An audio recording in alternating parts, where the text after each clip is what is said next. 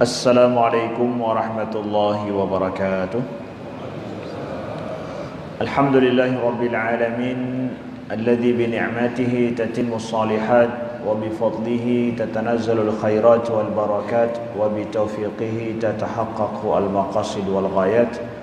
Asyhadu an la ilaha illallah wahdahu la syarika lah wa asyhadu anna Muhammadan abduhu wa rasuluh.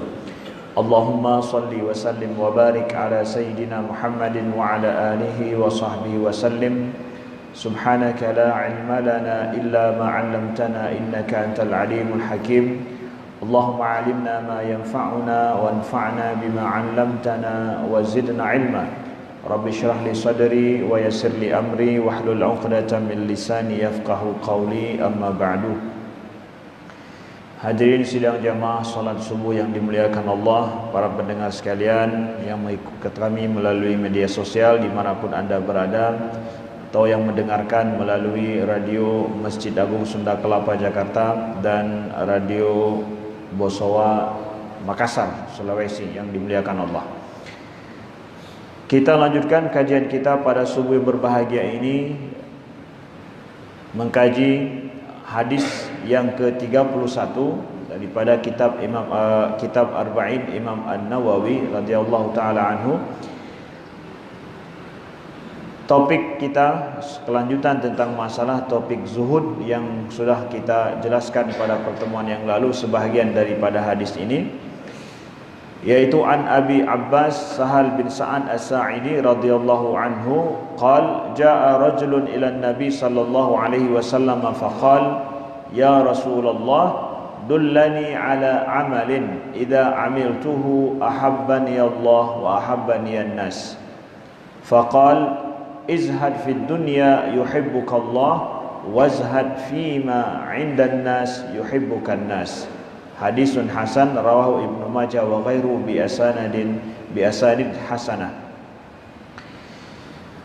Hadis daripada Abu Abbas Sahal bin Sa'ad As-Sa'idi radhiyallahu anhu, beliau berkata, datang seorang laki-laki kepada Nabi sallallahu alaihi wasallam dan dia berkata atau bertanya, ya Rasulullah dullani, ya Rasulullah tunjukkan padaku amalan kalau aku melakukannya Allah akan mencintaiku dan manusia juga akan mencintaiku.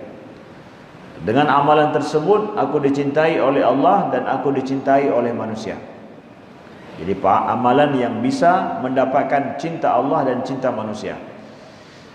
Faqala, maka Nabi menjawab, izhad fid dunya yuhibbukallah. Zuhudlah engkau di dunia, maka engkau akan dicintai oleh Allah.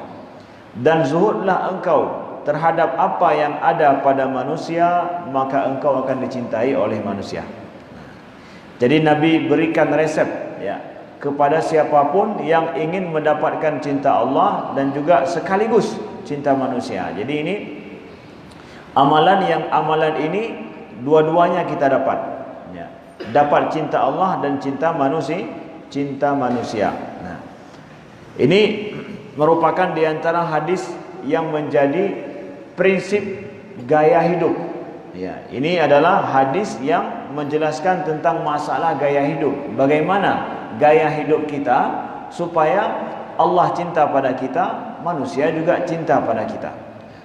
Ternyata Nabi menjelaskan gaya hidup ini supaya mendapatkan cinta Allah dan cinta manusia ada pada gaya hidup yang zuhud. Sebagaimana sudah kita jelaskan pada pertemuan yang lalu, zuhud ini adalah merupakan perkara hati. Sebelum kita jelaskan, sebelum kita katakan dia itu adalah penampilan. Jadi zuhud itu pertama sekali dia perkara hati, bukan perkara masalah penampilan, bukan. Dia adalah perkara hati. Sebagaimana disebutkan dalam hadis Nabi sallallahu alaihi wasallam, az-zahada fid dunya laysat bi tahrimil halal wala idha'atil mal walakin zahada fid dunya alla takuna bima fi yadika awthaq mimma fi yadillah. Zuhud di dunia ini adalah bukan dengan mengharamkan yang halal. Jadi orang mengharamkan sesuatu yang boleh kepadanya itu bukan zuhud. Tidak boleh mengharamkan bagi diri kita apa yang halal. Mau bilang bahwa haram bagi dia untuk makan mie Aceh misalkan, enggak perlu. Ya. Haram bagi dia makan daging lembu. Bukan begitu zuhud dengan mengharamkan yang halal-halal. Bukan. Ya. Wala idha'atil mal, bukan juga dengan banyak memberikan harta atau membuang-buang harta. Ya. Walakin zahada fi dunya, tetapi zuhud di dunia itu adalah alla takuna bima fi yadika awthaq mimma fi yadillah. Zuhud di dunia itu adalah jangan sampai apa yang kita miliki hari ini itu lebih kita yakin daripada apa yang disediakan oleh Allah untuk kita. Ya. Kemudian wa antakuna thawabul musibah idza anta usibta biha arghab fiha law anna ubqita laka. Kemudian zuhud di dunia ini adalah ketika seseorang ditimpa musibah, setelah ditimpa musibah, pahala daripada musibah tersebut lebih dia suka daripada kalau seandainya musibah itu tidak terjadi. Ya, kalau seseorang ditimpa musibah, bencana pada dirinya, pahala daripada musibah dan bencana itu lebih dia suka ketimbang kalau seandainya musibah tidak ada, tidak terjadi. Kalau itu dirasakan oleh seseorang, zuhud sudah ada dalam dirinya. Itu perkara hati ini. Zuhud perkara zuhud itu adalah perkara hati. Nah, saudaraku yang dimuliakan Allah, kita lanjutkan pembahasan pada kali ini. Kalau begitu, zuhud itu sebahagian kata para ulama seperti kata Ibrahim bin Adham, kata beliau, az-zuhud thalathatu asnaf. Zuhud itu ada 3 macam. Zuhud fard, ada zuhud wajib. Kemudian ada zuhud salamah, kemudian ada zuhud fadlun. Zuhud yang wajib itu yang mana? Yaitu zuhud daripada yang haram. Jadi zuhud meninggalkan yang haram, itu zuhud wajib. Apakah wajib untuk zuhud? Wajib. Zuhud yang mana? Zuhud meninggalkan yang haram. Ya. Sama sekali tidak suka kepada yang haram. Itu zuhud. Zuhud ini zuhud wajib. Semua kita harus, semua kita wajib. Ya. Kemudian zuhud salamah, yaitu zuhud mencari keselamatan. Yang mana itu? Zuhud daripada perkara-perkara yang syubhat. Enggak pasti boleh atau tidak, apakah halal atau tidak. Perkara-perkara yang syubhat, yang kita tidak yakin akan kehalalannya, tidak yakin akan bagaimana hukum daripada perkara tersebut, ini adalah zuhud salamah namanya. Meninggalkan perkara tersebut demi keselamatan kita dan juga agama kita. Kemudian yang ketiga adalah zuhud fadl. Zuhud fadlun, yaitu zuhud yang sifatnya memberikan keutamaan pada kita. Nah, zuhud yang nomor 3 ini adalah seperti apa? Zuhud yakunu fil halal. Zuhud dengan meninggalkan yang halal. Banyak yang kita bisa dapatkan, banyak yang bisa kita makan, banyak yang bisa kita pakai, banyak yang bisa kita nikmati, tapi enggak semua itu kita mau menikmatinya setiap saat. Ada yang kita pilah-pilah. Ya. Walaupun itu boleh, tapi kita pilah-pilah demi apa? Demi menjaga diri kita. Kita mampu membeli yang lebih, kita mampu membeli sesuatu yang memang boleh, tapi demi menjaga hati kita, menjaga diri kita, tidak mau lebih daripada ya apa yang selayaknya bagi kita.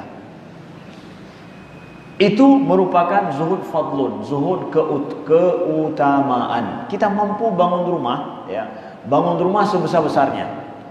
Kita mampu untuk menikmati rumah kita yang besar, yang megah, 3 tingkat kita sanggup. Tapi untuk apa? Untuk apa yang sampai besar-besar begitu? Cukup saya yang kecil saja, cukup saya 1 tingkat saja misalkan, sebutuhnya saya misalkan. Nah, ini pernah kita ceritakan sebelum ini, bahwa membangun rumah yang besar-besar itu adalah bisa menjadi aib bagi diri kita sendiri dilihat orang. Pada saat kita enggak tinggal di semua kamar itu dan enggak ditempati setiap saat kamar itu, ya. Itu jadi aib, bahkan berhantu, ya. Padahal bangun rumah itu boleh-boleh saja, tetapi saya tidak, seperlunya saya saja. Nah, itu bagian contoh kecil daripada itu zuhud saya, meninggalkan sesuatu yang boleh demi untuk zuhud. Nah, ini zuhud fadlun.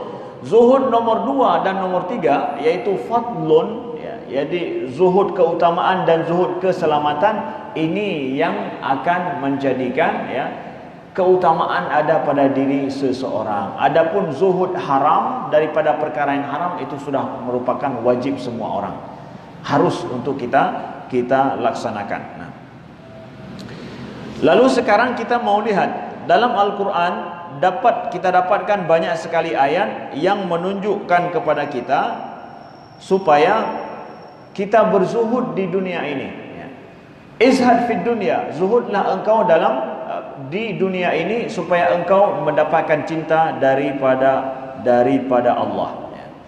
Kita dapatkan dalam surat Al-A'la, Allah berfirman, auzubillahi minasyaitonirrajim, bal tu'thirunal hayatad dunya wal akhiratu khairu wa abqa. Bahkan kalian lebih mengutamakan kehidupan dunia, sedangkan akhirat itu khairun, lebih baik, dan itu lebih kekal. Contoh ayat yang menyatakan bahwa lebihlah kita suka akan kehidupan di akhirat karena dia lebih baik dan lebih kekal. Turiduna 'aradad dunya wallahu yuridul akhirah. Kalian menyukai perkara atau barang-barang dunia, sedangkan Allah menginginkan akhirat, ya. Ini diantara ayat-ayat yang menyatakan bahwa membandingkan antara dunia dan akhirat. Selalu dalam Al-Quran kita dapatkan akhirat itu lebih baik, kehidupan akhirat lebih kekal, itu bahkan lebih untuk kita utamakan daripada dunia. Ini sering sekali kita dengar. Cuma ada perkara yang perlu kami sampaikan dalam pertemuan ini, dalam kita memahami masalah dunia atau akhirat lebih baik daripada dunia, dan kita tinggalkan dunia demi akhirat. Bagaimana maksudnya? Saudaraku yang dimuliakan Allah, kalau kita dapatkan dalam Al-Quran, Allah sebutkan kehidupan dunia dibandingkan dengan kehidupan akhirat. Allah suruh bahwa akhirat itu lebih baik kita cari daripada kehidupan dunia. Maknanya kehidupan dunia itu dicela, ya, dicela di dalam Al-Quran, dicela juga dalam hadis Nabi sallallahu alaihi wasallam.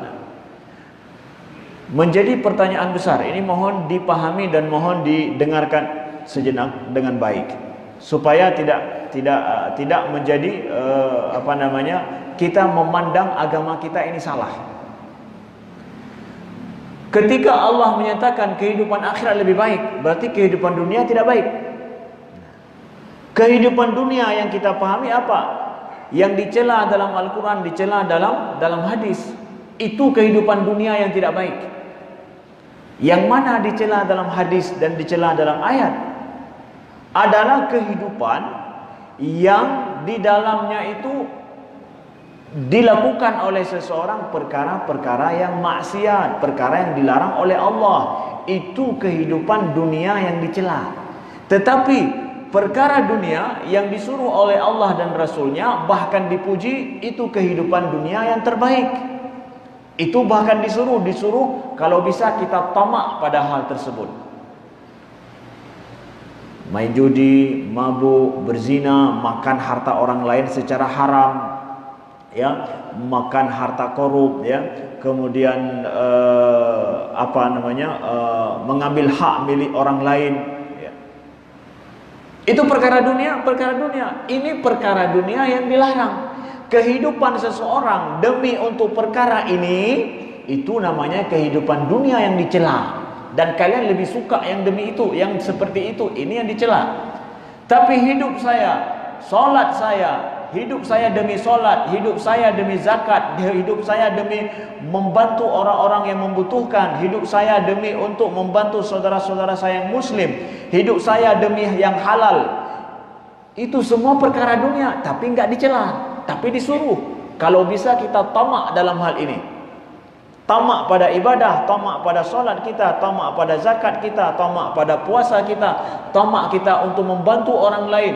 Kalau ada di mana ada amal soleh, saya harus ada masuk di situ. Hanjit gok beganyang beruh inan. Ya, itu kehidupan dunia yang disuruh. Jadi kalau dibilang kehidupan dunia, bukan berarti begitu kita lahir, hidup itu sudah tercela. Bukan. Tapi kehidupan dunia yang dicela adalah kehidupan dunia yang di dalamnya bergelimangan nafsu yang diharamkan Allah. Itu yang dicela.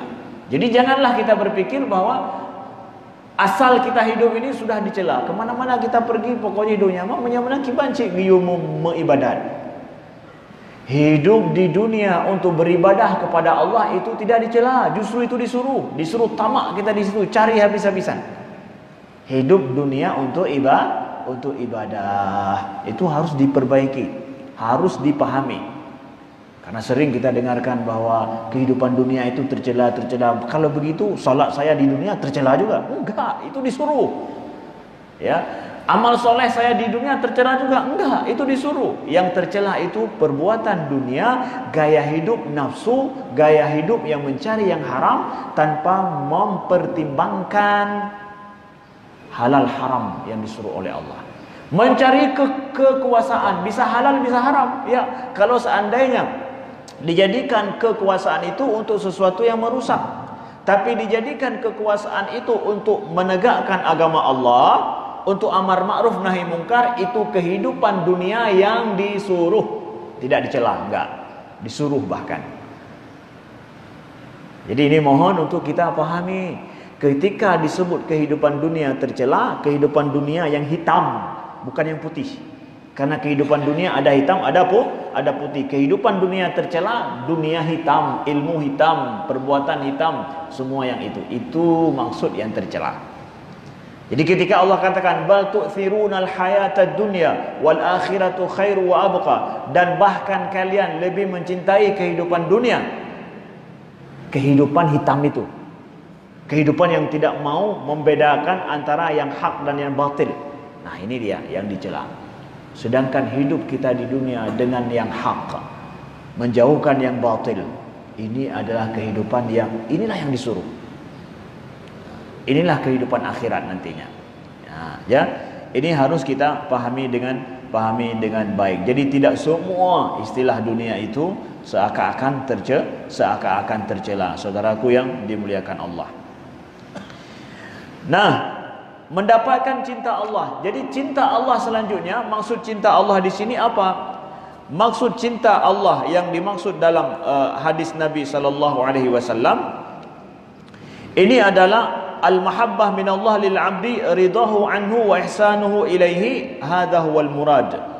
Yang dimaksud dengan cinta Allah di sini adalah bermakna ridha Allah terhadap hamba dan kebaikan Allah yang diberikan kepada hamba. Itu maksud cinta Allah, ya. Cinta Allah bermakna adalah ridha Allah kepada kita, dan ridha dan juga adalah kebaikan yang akan diberikan oleh Allah pada kita. Itu maksudnya cinta Allah. Nah, adapun cinta manusia, ya, cinta manusia di sini adalah tabi'atun li mahabbatillahi ta'ala lil 'abdi. Jadi bagaimana kita buat sebuah amalan supaya dicintai oleh manusia? Itu salah. Kalau seandainya kita membuat sebuah amalan demi dicintai oleh manusia, itu salah. Tapi dicintai Allah dan dicintai oleh manusia boleh. Kita mengharap dari amalan kita disukai orang, itu salah. Karena apa? Enggak kita mengharap disukai oleh Allah, itu salah. Tapi kita mengharap amalan kita dicintai Allah, dicintai oleh manusia. Makanya Nabi menjawab pertanyaan ini. Kan ditanya kepada Nabi, ya Rasulullah, amalan yang aku dicintai Allah dan dicintai oleh manusia. Jadi enggak tanya, ya Allah, amalan yang aku bisa disukai oleh orang. Ini bahaya, ini menjadi ria, enggak boleh. Hanya mementingkan apa? mementingkan pandangan orang, nggak boleh. Tapi harus dua-duanya, pandangan Allah, pandangan manusia. Jadi boleh kita mengharap daripada manusia. Nah, perlu dipahami. Cinta manusia di sini adalah setelah Allah mencintai kita. Cinta Allah yang pertama. Cinta manusia itu merupakan ikut pada cinta Allah. Nah, jadi kita mendapatkan suka daripada manusia, dicintai oleh manusia setelah Allah mencintai kita. Itu boleh. Karena apa? Hadis Nabi SAW,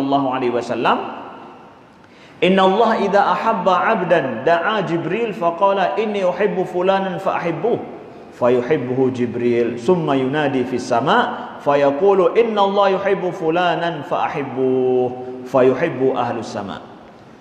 Hadis Nabi mengatakan, sesungguhnya Allah, ketika Allah mencintai seorang hamba, maka Allah akan memanggil Jibril. Nah, ini lihat bagaimana Allah mencintai seorang hamba. Allah ketika mencintai seorang hamba, maka Allah akan memanggil Jibril. Ya. Faqala inni uhibbu fulanan fahibbu. Maka Allah katakan kepada malaikat Jibril, wahai Jibril, aku suka, aku cinta pada si fulan. Maka cintalah engkau pada si fulan. Jibril ini makhluk. Kita suka enggak dicintai oleh Jibril?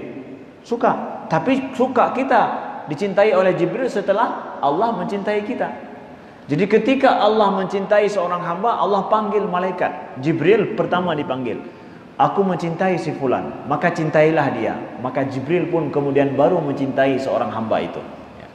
Kemudian, thumma yunadi fis sama' fayaqul inna Allah yuhibbu fulanan fa ahibbuh fayuhibbu ahlus sama'. Kemudian setelah itu Allah memanggil penduduk langit. Yunadi ahlus sama', ya. Maka Allah beritahu kepada penduduk langit itu bahwa Allah mencintai si fulan. Akhirnya penduduk langit itu juga mencintai si fulan. Fayuhibbu ahlus sama'. Penduduk langit ini siapa? Siapa dia itu penduduk langit? Wallahu a'lam. Boleh jadi ada memang malaikat. Emangnya ada selain daripada malaikat di langit? Boleh saja ada. Wallahu a'lam, kita tidak tahu. Kita tidak tahu. Sebagaimana kita tidak tahu adakah makhluk lain selain manusia di langit ini. Ada enggak bumi lain selain daripada bumi kita? Ada enggak? Kalau kita tahu matahari itu adalah bintang paling dekat dengan kita. Ada di sana lagi bintang-bintang lain selain daripada matahari. Banyak sekali. Apakah setiap bintang itu ada bumi satu di sana? Boleh saja ada. Dan makhluk tinggal di sana seperti kita, wallahu alam, boleh saja seperti kita, boleh saja seperti yang lain, kita tidak tahu. Belum sampai pesawat lagi ke sana. Ya, belum sampai teknologi kita. Makanya Allah kata ahlus sama, penduduk langit. Siapa penduduk langit? Yang kita tahu ada di sana malaikat. Selain daripada malaikat, adakah makhluk lain?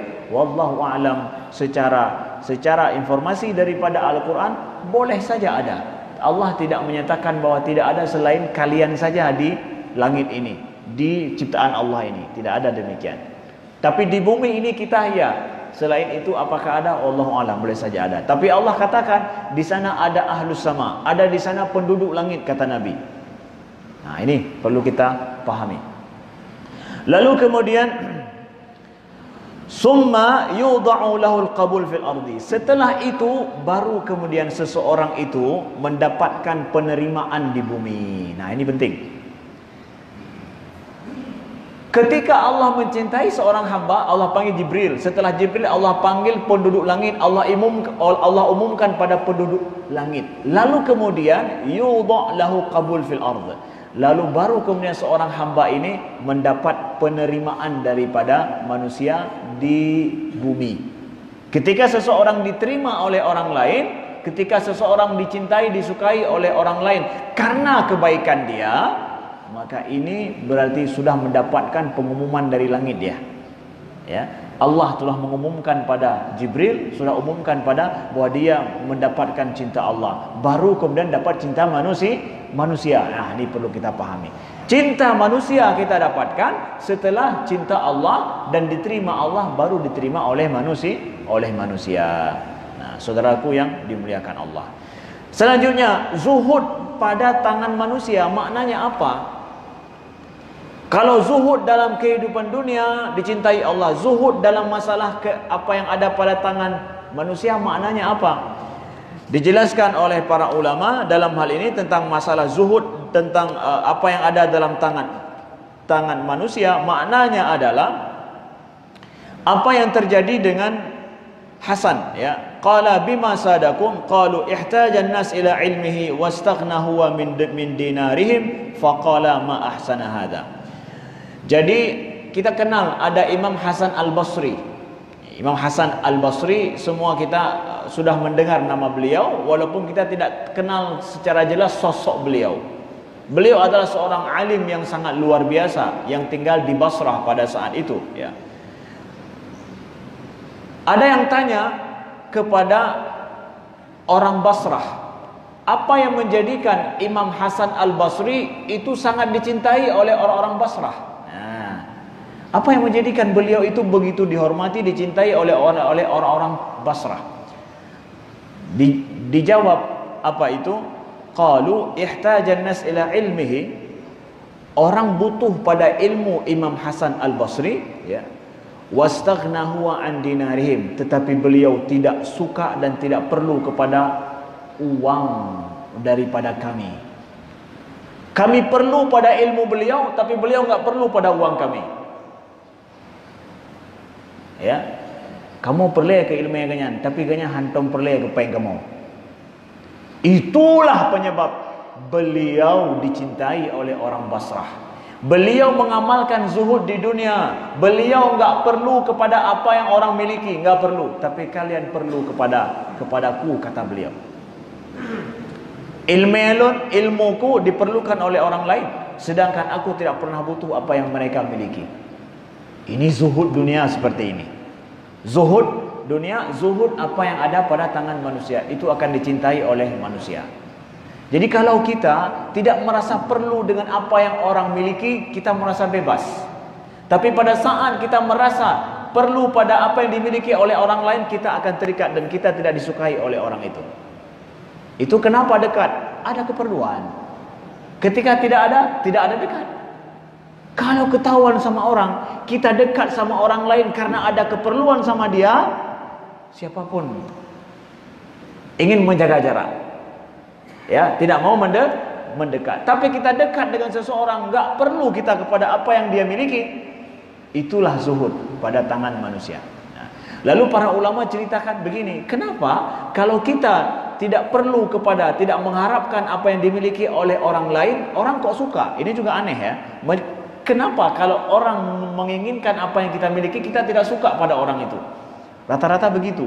Itu nampak secara fitrah begitu. Kenapa demikian? Kenapa kalau misalkan orang ada yang menginginkan apa yang kita miliki, semestinya ya kita suka juga sama dia. Tapi ini enggak. Kalau ada orang tahu kita mendekat dia dengan kita karena membutuhkan sesuatu, bahkan meminta sesuatu, kita menjaga jarak. Kalaupun kita kasih, kalau bisa sekali aja kasih. Setelah itu baik kita hali kena apa? Siga mendem, lenyan jak berangkat. Kalau orang berani meminta, maunya seperti itu. Kenapa demikian? Kata para ulama, itu menunjukkan bahwa dunia ini sempit. Dunia ini sempit dan terbatasnya apa yang ada di dunia ini, sehingga orang kalau merasa ada orang lain yang menginginkan apa yang dia miliki, akan hilang yang punya dia, akan kurang yang punya dia. Makanya secara fitrah, ya, secara fitrah ini akan dia tidak suka. Makanya kalau misalkan ada kampanye naik jadi bupati, cobalah lihat calon-calon itu apakah semua saling suka sama suka? Calon mau naik jadi bupati misalkan, apakah semua calon-calon itu suka? Karena jadi bupati satu orang. Ini sedang apa? Kalau semua bisa jadi bupati pasti suka tuh. Kenapa? Nggak ada yang merasa terancam gara-gara ada orang lain. Tapi ketika kita merasa terancam atas dunia yang kita mau, kita tidak suka pada yang lain. Makanya perlu buat fakta sama-sama kampanye, apa namanya sekarang? Kampanye apa? Integritas, kampanye apa namanya itu? Kampanye kampanye damai, kampanye bersih, ya kan? Kenapa demikian? Kenapa? Nah, ini dia masalahnya. Tidak bisa damai kalau kita menginginkan satu hal di dunia ini yang kalau kita dapat orang lain nggak dapat. Dunia seperti itu. Masalah jabatan, masalah harta, bisnis juga demikian. Kalau ada seseorang mengelola bisnis ini, ada orang lain mengelola bisnis yang sama, nah ini nggak akur ini. Kenapa? Kita tahu takut nanti hak kita, jatah kita berkurang. Maka nggak akan pernah damai antara dua orang yang buka toko dekat-dekat. Itu susah damainya. Betul nggak? Yang jualan ini susah damainya. Ya. Kalaupun iya ada, berarti ini sudah zuhud. Ya, kalau ada kami akur sama-sama jualan, beliau jualan kain, saya jualan kain, ya, itu menjadi kemungkinan dua hal. Pertama, memang sama-sama butuh karena beliau setiap ada yang masuk ke tempat beliau suruh masuk ke tempat saya, ya. Atau dengan adanya kita dua sini membuat orang banyak datang ke tempat, sama-sama membutuhkan. Tapi kalau pada saat kita merasa terancam ada orang lain, kita akan merasa tidak suka, susah, sulit. Nah, ini kenapa? Ini membuktikan bahwa ternyata apa yang ada di dunia itu adalah sempit, sedikit, terbatas. Kalau dapat pada dia, saya nanti enggak dapat. Menunjukkan kebaikan dunia atau masalah kehidupan dunia sempit dan kecil, ya. Beda dengan akhirat yang semua kita dapat, ya, jatah sesuai yang kita mau. Jadi ini maknanya zuhud, apa yang ada pada tangan manusia. Jadi jadilah gaya hidup kita sama sekali tidak mengharap pada apa yang dimiliki oleh orang lain, maka orang akan suka pada kita. Tapi pada saat kita mengharap apa yang dimiliki oleh orang lain, selanjutnya kita tidak akan disukai oleh orang tersebut. Ini dia kehidupan zuhud yang mudah-mudahan kita amalkan dalam kehidupan kita. InsyaAllah kita dapatkan cinta Allah dan kita dapatkan cinta manusia setelah mendapatkan cinta Allah subhanahu wa ta'ala. Sekian, terima kasih. Mohon maaf atas segala kekurangan. Subhanakallahumma wa bihamdika asyhadu an la ilaha illa anta astaghfiruka wa atubu ilaika. Wassalamualaikum warahmatullahi wabarakatuh.